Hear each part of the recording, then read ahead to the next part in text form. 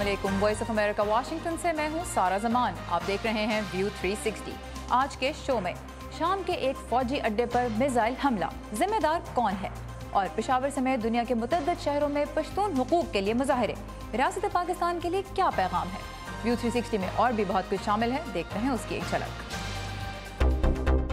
पेशावर में लकड़ी से अशिया बनाने वाले हुनरमंदों का कारोबार क्यों मंदा है, My dream is to work. और शाम से आने वाले पनागज़ीनों की पेरिस में मदद का एक मजेदार मंसूबा। शाम के सरकारी ज़राए अबलाग के मुताबिक आज अलसुबह उसके तियास नामी फौजी अड्डे पर मिसाइल हमला हुआ, जिसमें कई अफराद हलाक हो गए। ये फौजी अड्डा T4 के नाम से भी जाना जाता है। तज्ज़ियाकारों के मुताबिक इस मिलिट्री बेस पर रूसी फौजियों की बड़ी तादाद तैनात है और यहाँ से शाम में बागियों के ज़ेर कब्ज़ा इलाकों पर बमबारी के लिए जंगी जहाज़ भी उड़ाए जाते हैं। इससे पहले हफ्ते के रोज़ शाम के शहर दूमा में बागियों के ज़ेर कब्ज़ा इलाके गूता पर एक मुबैना कीमियाई हमला हुआ, जिसमें कम अज़ कम 40 अफराद के हलाक होने की इत्तला है। इतवार को अमरीकी सदर डोनाल्ड ट्रंप ने हमले की सख्त मजम्मत करते हुए ट्विटर पर इसे बेरहम अमल करार दिया। उन्होंने सदर व्लादिमीर पुतिन, रूस और ईरान को इसका जिम्मेदार करार दिया, जो सदर ट्रंप के बकौल वहशी असद हुकूमत की मदद कर रहे हैं, और ये भी कहा कि जिम्मेदारों को भारी कीमत चुकाना होगी। इस वक्त चलते हैं नदीम याकूब के पास, जो कैपिटल हिल पर हैं। नदीम, हमने देखा कि जब गुज़िश्ता साल अप्रैल में शाम के इलाके इदलीब में कीमियाई हमला हुआ था, तो उसके बाद अमरीका ने अल-शरत मिलिट्री बेस पर 59 टॉमाहॉक मिसाइल दागे थे। इस मरतबा गूता में कीमियाई हमले के बाद T4 की जो मिसाइल बेस है उस पर हमला हुआ है। तो अमरीकी महकमा दिफा का क्या कहना है कि अमरीका का कोई किरदार है इस मिसाइल अटैक में? सर, पहले तो शाम ने इस हमले के लिए जो मिसाइल अटैक है उसके लिए अमेरिका पर इल्ज़ाम लगाया, लेकिन महकमा दिफा के तर्जुमान क्रिस्टोफर शरवुड ने वाज़े किया कि अमेरिका शाम में कोई फ़ौजी कार्रवाइयाँ नहीं कर रहा। ताहम उन्होंने कहा कि अमेरिका जो है वो शाम की सूरत हाल पर नज़र रखे हुए है और उन तमाम कोशिशों को की हमायत करता है जो कि कीमियाई हमले के बाद उसमें मुलव्वस अफराद जो हैं उनको इंसाफ के कटहरे में लाने के लिए की जा रही हैं। अमेरिका और फ्रांस ने एक मुश्तरका बयान में कीमियाई हमले की पुरज़ोर मज़म्मत की है। आज रॉयटर्स की एक ख़बर के मुताबिक अब शाम जो है वो इस मिसाइल हमले के लिए इसराइल को मुर्द इल्ज़ाम ठहरा रहा है, और रूस ने तस्दीक की है कि इसराइल के 2 लड़ाका तैयारे F-15s ने लबनान की फ़ज़ाई हदूद से मिसाइल जो हैं वो फ़ायर किए। इसराइल ने इस ये जो हमला है मिसाइल उस पर तबसरा करने से गुरेज़ किया है। ताहम कुछ ऐसी रिपोर्ट्स हैं कि जिस अड्डे पर यह हमला किया गया वहाँ पर असद हुकूमत के हामी ईरानी जंगजू मौजूद थे। मैं ये भी बताता चलूँ कि जो सलामती काउंसिल है वो कीमियाई हमले के बाद शाम की सूरत हाल पर बहस करने के लिए आज एक हंगामी इजलास जो है वो मुनक़द कर रही है। जी सारा। ऑलराइट, नदीम याकूब थे हमारे साथ कैपिटल हिल से, और शाम में होने वाले एक मिसाइल अटैक के बारे में मालूमात हमें दे रहे थे। बहुत शुक्रिया नदीम। पाकिस्तान में आबाद पश्तून अवाम के हुकूक के लिए गुज़िश्ता रोज़ पेशावर की रिंग रोड पर पश्तून तहफ़्फ़ुज़ मूवमेंट ने एक जलसा मुनक़्क़िद किया, जिसमें मर्दों के साथ साथ ख़वातीन ने भी बड़ी तादाद में शिरकत की।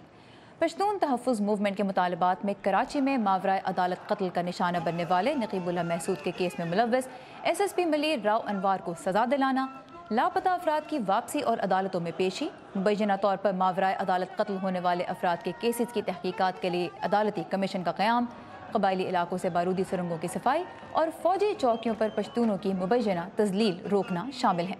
तहरीक के रहनुमा मंजूर पश्तीन ने कहा है कि वो रियासत पाकिस्तान से मुज़ाकरात उसी सूरत में करेंगे जब बातचीत में बैनुल-अक़वामी सालिस भी मौजूद हों।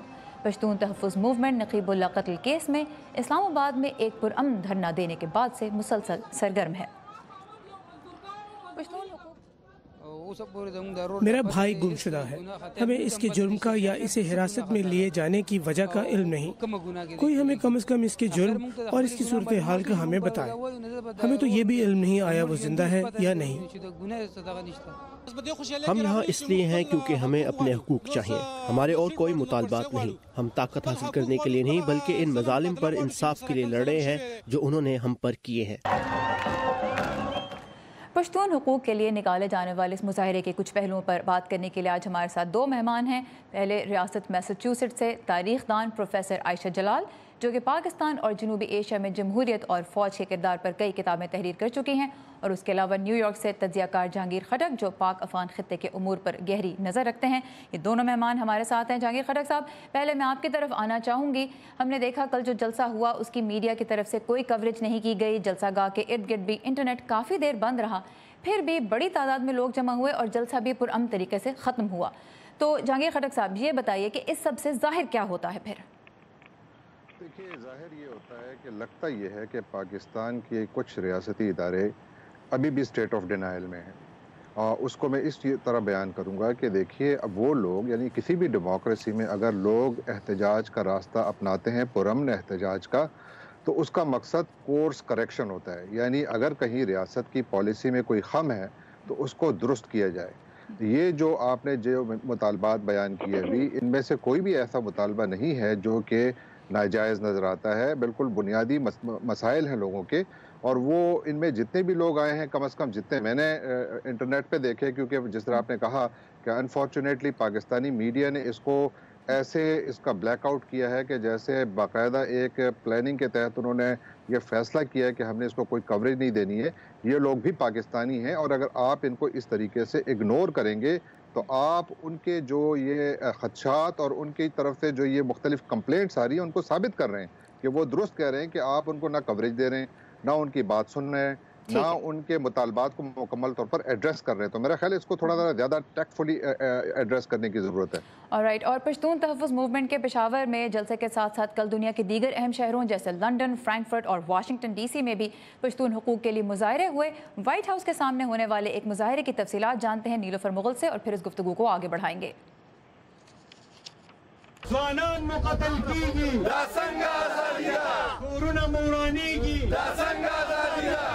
مظاہرین کا کہنا ہے تحریک تو ہر کوئی چلتی ہے، لیکن یہ بھی چلایا انہوں نے. لیکن حقوق تو سب کو مل رہے ہیں، یہ نہیں ہے کہ کسی کو حقوق نہیں مل رہے. جو پاکستان ہے سب مسلمان ہیں، چاہے پختون ہیں کہ پشاور کے ہیں یا جو بھی ہیں. یہاں پہ یہ نہ کسی ملک کے خلاف ہے، نہ کسی ادارے کے خلاف ہے.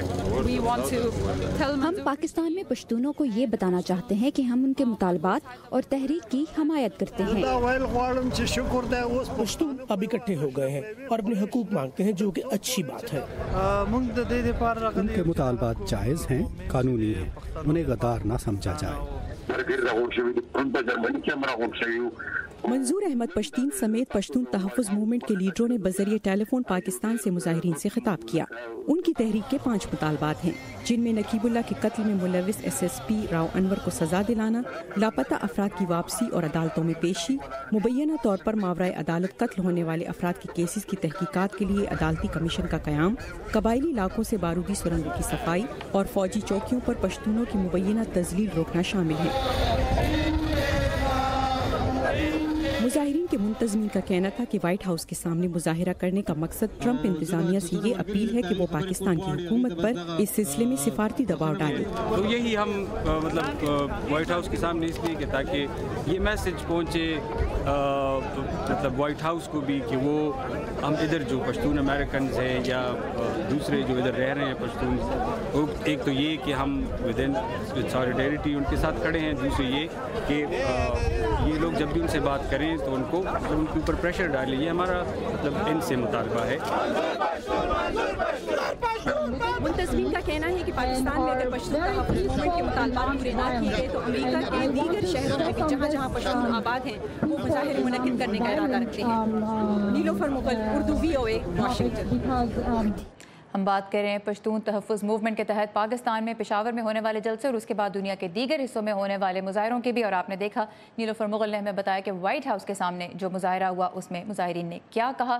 آج اسی بارے میں بات کریں گے ہم 2 مہمانوں سے. نیو یارک سے ہمارے ساتھ ہیں تجزیہ کار جہانگیر خٹک اور میساچیوسیٹس سے تاریخ دان پروفیسر عائشہ جلال.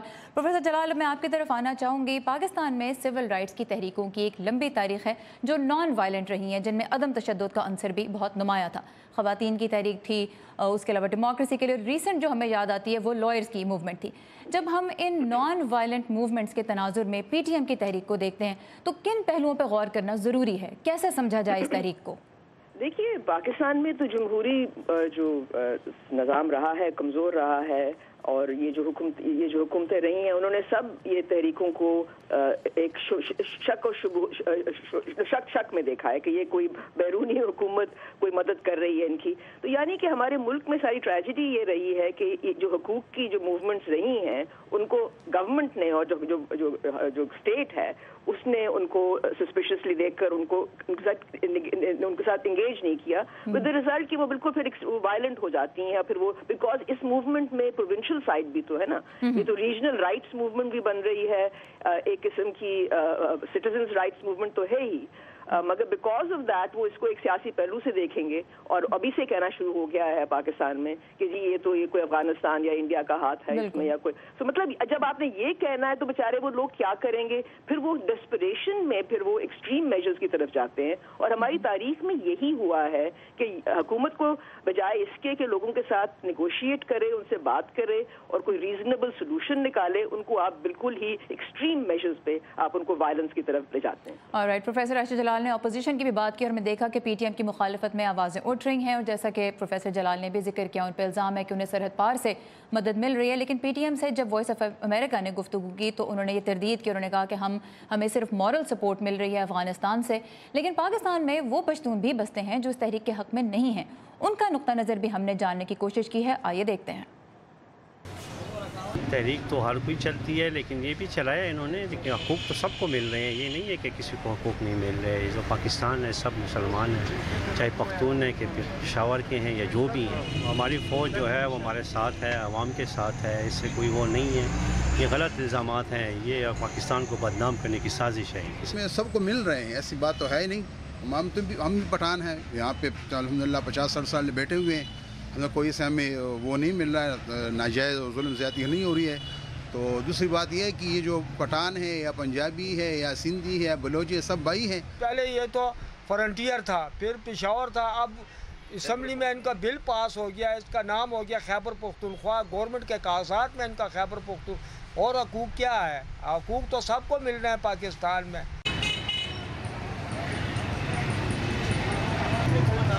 तो हमने देखा कि पश्तून तहफ़्फ़ुज़ मूवमेंट में हर कोई बिलीव नहीं करता, हर कोई उसकी हिमायत नहीं करा। जहांगीर खटक साहब, आपकी तरफ आती हूँ मैं, थोड़ा सा पॉलिटिकल पार्टीज़ के रोल की भी बात करते हैं। ANP एक बहुत इंपॉर्टेंट जमात है जिसने पश्तून हकूक़ के लिए हमेशा आवाज़ उठाई है, वो इस मार्च से हमें दूर नजर आई। जब हम इस्लामाबाद वाले धरने की बात करते हैं तो सारी पॉलिटिकल पार्टीज़ ने ही उसको सपोर्ट किया था, उनके नुमाइंदे आए थे। क्या वजह है? सूबे की जो जमातें हैं, क्या उनके एजेंडे से PTM का एजेंडा नहीं मिलता? मेरा ख्याल है कि एजेंडे के ऊपर तो खैर बात बाद में की जा सकती है, लेकिन ओवरऑल जिस तरह आपने कहा कि पहले ANP और दूसरी कॉमपरस जमातों ने इनको सपोर्ट किया और उसके बाद फिर अभी वो थोड़ा दूर रहने लगे हैं, उसकी वजह है कि शायद वो पॉलिटिकल थ्रेट समझ रहे हैं अपने आप को, इस तहरीक को, जो तहरीक की शक्ल इख्तियार करी, क्योंकि बेसिकली तो एक प्रोटेस्ट मूवमेंट थी और प्रोटेस्ट थी जिसको अभी वो एक तहरीक की शक्ल बन गई है जिसमें हुकूक की बात भी हो रही है। हालांकि ये बुनियादी तौर पर किसी एडमिनिस्ट्रेटिव एक्शंस की डिमांड थी कि भाई हमारी ज़िंदगी बहुत मुश्किल है, एक इलाका है 40 मील के इलाके में 17 चेक पोस्टों से एक शख्स को गुजरना पड़ता है, तो उसकी ज़िंदगी ज़ाहिर है बहुत मुश्किल है और वो चाहते हैं कि आप इसको स्ट्रीमलाइन करें। इसी तरह वो अफराद जो गिरफ्तार किए गए उनको कोर्ट्स में पेश किया जाए, उनको रूल ऑफ लॉ के तहत उनको ट्राई किया जाए। वो ये तो नहीं कह रहे हैं कि जो एक्यूज्ड हैं उनको आप फ़ौरन रिहा करें, वो तो कह रहे हैं कि आप उनको अदालतों में मुतालबात जो है वो तो मंतकी लगते हैं, लेकिन मैं सियासी जमातों के रेफरेंस से जानना चाहती हूँ। जी, पॉलिटिकल पार्टीज़ को थोड़ा ज़रा मेरा ख्याल है अब खौफ भी है। उसकी वजह यह है कि वो इतनी बड़ी स्पॉन्टेनियस रिस्पॉन्स शायद खुद भी एक्सपेक्ट नहीं कर रहे थे, जिस तरीके से लोग सामने आ रहे हैं। और दूसरी बात यह है कि जहां आपने अफगानिस्तान और दूसरे मुल्कों का जिक्र किया कि पाकिस्तान का एक तबका ऐसा है जो इस वक्त भी ये सोचता है और समझता है कि इनको बाहर से शय मिल रही है, तो शायद उसकी वजह से भी कुछ पॉलिटिकल पार्टीज इसमें थोड़ी एहतियात का दामन नहीं छोड़ना चाहते, क्योंकि उनका यह ख्याल है कि कहीं हम पर ये इल्ज़ाम ना लगे। खुसूसन ANP पर तो पहले भी ये इल्ज़ाम लगता रहा है, तो इसलिए वो इसमें भी शायद तो मोहतात हैं। ऑलराइट, प्रोफेसर जलाल आपकी तरफ आती हूँ। थोड़ा सा हम अमेरिका से भी मुवाजना करते हैं। यहाँ पे ब्लैक लाइव्स मैटर की मुहिम चल रही है, उस पर भी सख्त तनकीद की जाती है। PTM पे भी जिस तरह आपने भी जिक्र किया तनकीद हो रही है। जब एक अक़लियती गिरोह आवाज़ उठाता है तो जो अक्सरियती गिरोह है उसका रद्द-ए-अमल अमूमन इस तरह का मनफी क्यों हो जाता है? دیکھیے آپ مطلب جو اکثریت ہوتی ہے اس میں بھی بہت سے لوگ دوسرے خیالات کے بھی ہوتے ہیں، کوئی مطلب ایک سوچ تو نہیں ہوتی، لیکن جو ان کو ریپرزینٹ کرتے ہیں ریاستی ایک سوچ ہے نا کہ جو اسٹیٹس سوچ سمجھتے ہیں وہ سمجھتے کہ کوئی بھی کوئی احتجاج کرے تو وہ غلط ہے. obviously حقوق تو آپ نے دیے ہوئے ہیں کانسٹیٹیوشنلی، مگر یہ ہے کہ حقوق صرف پیپر پہ نہیں ہوتے، وہ اصل زندگی میں لوگوں کو محسوس ہونے چاہیے، اور وہ ہم نے اپنے پختون بھائیوں کے ساتھ نہیں کیا. یہ جو سارا آپ مسلمانوں کا تو شاید مسلمانوں کو یہ بات سمجھ آ جائے کہ جیسے ان کے ساتھ دنیا میں سلوک کیا جاتا ہے، سیڈلی پاکستان نے پختون بھائیوں کے ساتھ یہ کرنا شروع کر دیا ہے.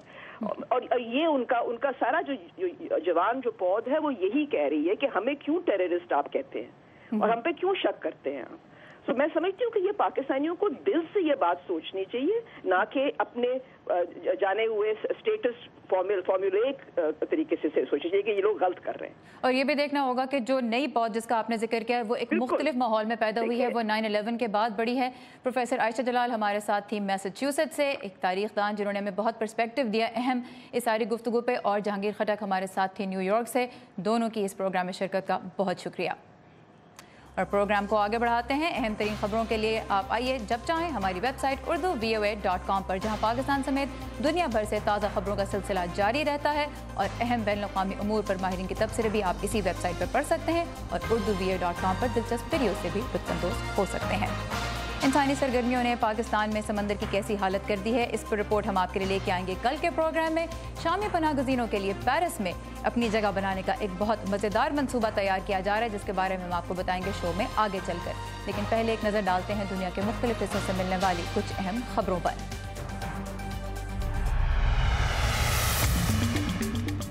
برطانیہ کی یورپی یونین سے علیحدگی کے عبوری دورانیے کے معاہدے میں ماہی گیری سے متعلق شرائط کے خلاف برطانیہ میں ماہی گیروں نے احتجاجی مظاہرہ کیا. ان کا کہنا تھا کہ انہیں دھوکے میں رکھا گیا ہے، انہیں زیادہ حقوق دینے کا وعدہ کرنے کے بعد اسے معاہدے کا حصہ بنایا گیا ہے، جس پر عمل درآمد کرتے ہوئے انہیں آدھے سے بھی کم تعداد میں مچھلیاں پکڑنے کو ملیں گی. فرانس کے مغربی شہر نانٹیز میں کئی سالوں سے ایک ایئرپورٹ کی تعمیر روکنے کے لیے دھرنے پر بیٹھے مظاہرین کو ہٹانے کے لیے تقریباً 2500 پولیس اہلکاروں نے آپریشن کیا.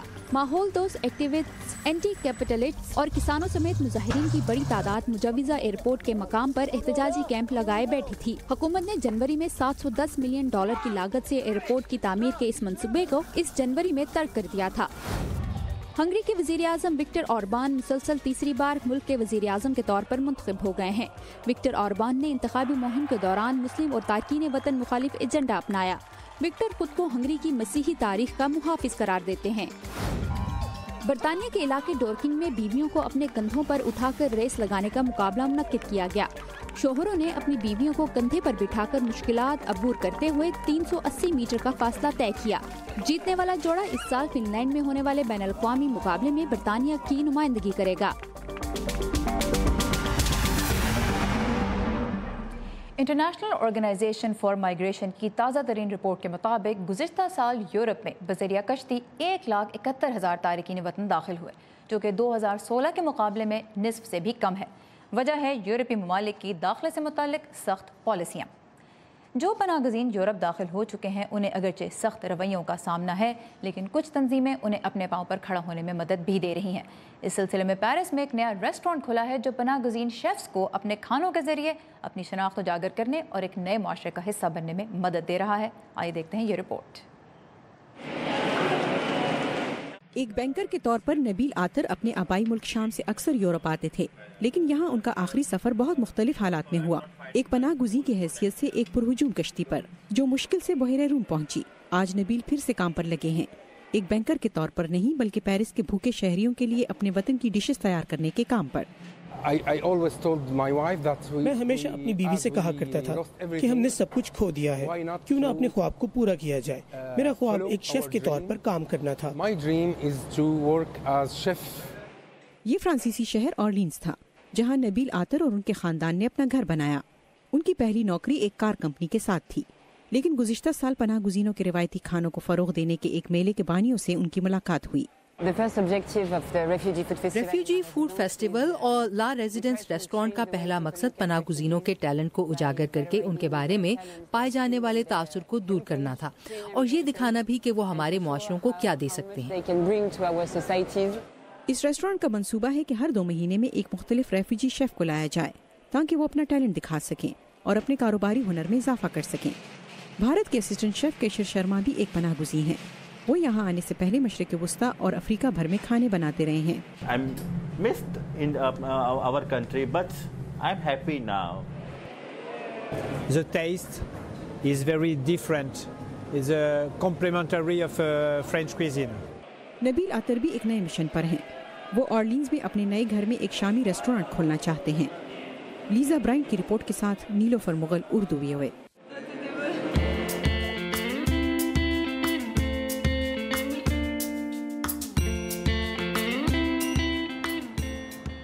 हाथ से अशिया बनाने का हुनर जहां मशीनों की आमद से मुतासर हुआ है, वहीं पाकिस्तान के सूबा खैबर पख्तूनख्वा में बहुत से कारीगरों का ख़ानदानी पेशा पाक अफ़गान खित्ते के हालात की नज़र भी हो रहा है। इस हफ्ते के मेरे इन पाकिस्तान में चलते हैं पेशावर, जहां लकड़ी से खूबसूरत अशिया तैयार करने की छोटी सनत आखिरी दमों पर नज़र आ रही है।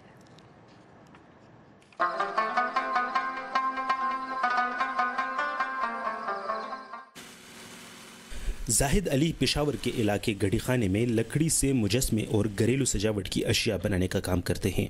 जाहिद अली का ख़ानदान गुज़िश्ता 3 नस्लों से इस काम से वाबस्ता है। दादा थे बरूस के यानी फैमिली वक्त आ रहे हैं ना यहाँ पे, तो उस वक्त से ये लोग हम काम कर रहे हैं। हम पे हमारे अबू थे, दादा भी थे, अबू काम कर रहे, तकरीबन 50-60 साल अबू के हो गए। लकड़ी के छोटे टुकड़ों को कारीगर पहले से बनाए गए डिज़ाइन या नमूने के मुताबिक बिजली से चलने वाली छोटी मशीनों के जरिए निहायत महारत के साथ काटते हैं। इसके बाद कारीगर हाथों और दूसरे औजारों के जरिए कंधाकारी और सजावट का काम करते हैं। एक दरमियाने साइज के मुजस्मे पर 3 से 4 दिन और तकरीबन 7 से 8 हज़ार रुपए तक का खर्चा आता है।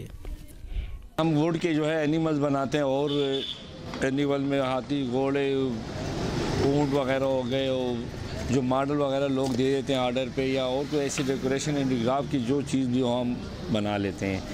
पेशावर के अंदरूनी हिस्से में वाक़या इस इलाके में कुछ साल कबल 20 से ज़ायद दुकानें और छोटे कारखाने थे, ताहम अब यहाँ गिनती की चंद दुकानें ही बाकी हैं। अब्दुल रशीद का काम भी कारोबार में कमी से मुतासिर हुआ है। हमारे मुल्क में दहशतगर्दी, हमारे लिए तो दहशतगर्दी हम तो नहीं चाहते, इसलिए नहीं चाहते कि हम तो कारोबारी लोग हैं। हम कहते हैं कि जितना अमन हो, जितना सुकून हो, बाहर से टूरिस्ट आएंगे, चीज़ें ख़रीदेंगे, हम बनाएंगे।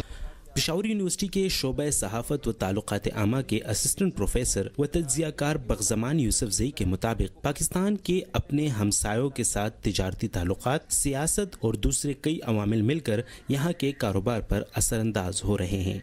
उसमें पॉलिटिकल रीजंस भी हैं। ट्रेडर्स जो कम्युनिटी है, जो ताजिर बरादरी, उनकी अपनी कुछ कंसर्न्स होती हैं, उनके अपने कुछ प्रायोरिटीज़ होती हैं। तो ये सारी चीज़ें हम होली सोली इसको वार ऑन टेरर के साथ या अस्करियत पसंदी के साथ नहीं जोड़ सकते। और भी रीजंस हैं, लेकिन चूँकि वो डोमिनेट करती है तो ज़ाहिर है कि हम उसको उसी कॉन्टेक्स्ट में देखते हैं। लेकिन अब हालात बेहतर हैं। शिद्दत पसंदी हो, गैर मुल्की सियाह या हमसायों के साथ तिजारती ताल्लुकात में कमी, मगर इससे यहाँ के ये छोटे कारोबारी अफराद सबसे ज़्यादा मुतासिर हो रहे हैं। अगर हुकूमत इनकी मसनूआत को बैनुल-अक़वामी नुमाइशों तक रसाई को मुमकिन बनाए तो शायद इनके मसाइल में कमी लाई जा सकती है। उमर फारूक, उर्दू VOA, पेशावर। ये था हमारा आज का व्यू 360। अपनी राय और तजावीज़ देने के लिए आइए हमारे फेसबुक पेज पर, एड्रेस है facebook.com/VOA उर्दू। और ताज़ा तरीन खबरों के लिए फॉलो कीजिए हमारा ट्विटर हैंडल @urduVOA। सारा ज़मान को इजाज़त दीजिए। खुदा हाफ़िज़।